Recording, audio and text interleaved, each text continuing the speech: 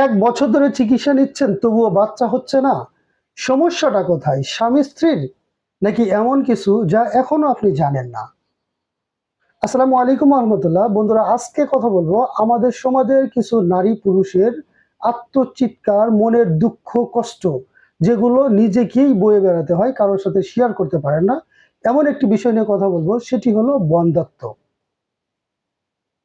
আচ্ছা ভাবুন তো, ওই নারীর কথা যে নারী তার সন্তানের মুখে একটি বার মা ডাক শোনার জন্য বছরকে বছর নিজের পরিবার এবং সমাজের কটূক্তি কথাকে হজম করে বছরকে বছর চিকিৎসা নিচ্ছেন, তবুও বাচ্চা হচ্ছে না। সেই নারী জানে একটি সন্তানের কতটুকু মূল্য এবং নিঃসন্তানের কি দুঃখ কষ্ট সেই নারী জানে। স্মরণ করুন ওই পুরুষের কথা, যেই পুরুষ সন্তানের মুখে একটিবার বাবা ডাক শোনার জন্য নিজের টাকা পয়সা ধন দৌলত শেষ করে দিচ্ছেন, দাঁড়ে দাঁড়িয়ে চিকিৎসা নিচ্ছেন, কিন্তু কোনোভাবেই সন্তান হচ্ছে না।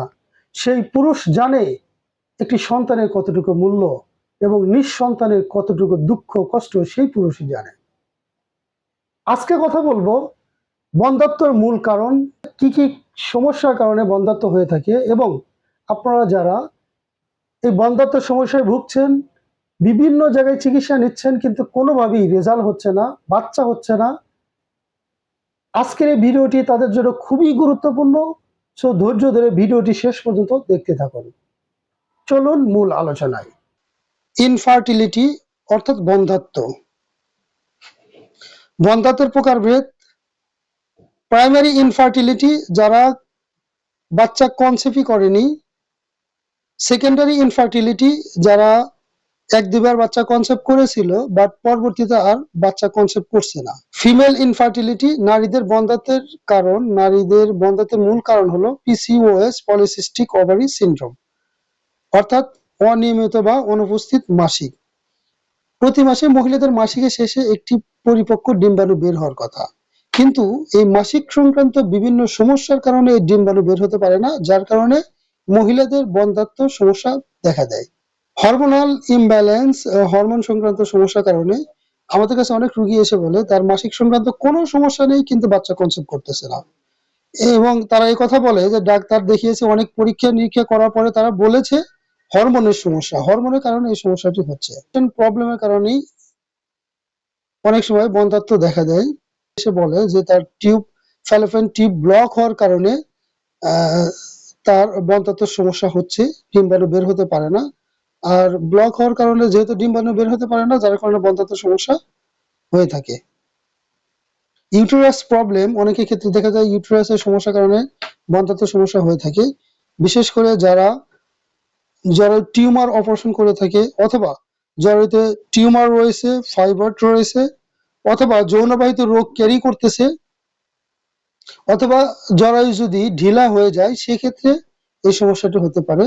যার কারণে আমাদের কাছে অনেক রোগী এসে বলে বাচ্চা কনসেপ্ট করি বাট 3 মাস 5 মাস 7 মাস পরে বাচ্চা নষ্ট হয়ে যায়।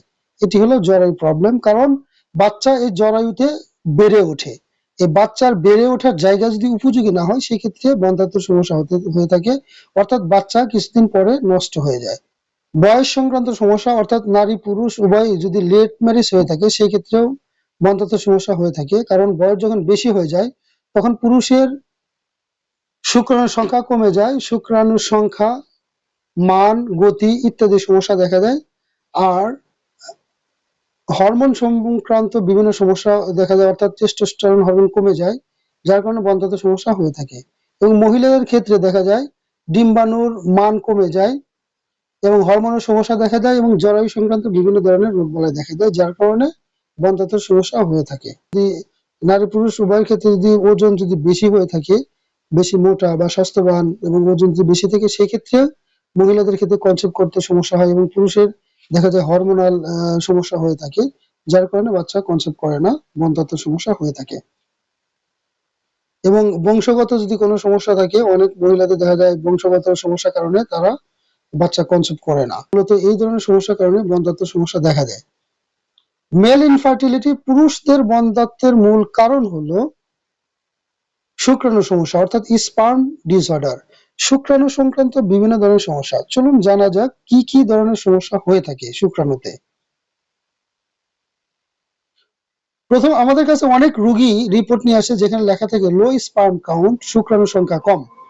অর্থাৎ একবার সহবাস করার পরে প্রায় 30 থেকে 40 কোটি শুক্রাণু বের হওয়ার কথা এবং এর মধ্যে একটি মাত্র শুক্রাণু ডিম্বাণুর সাথে মিলিত হতে পারে।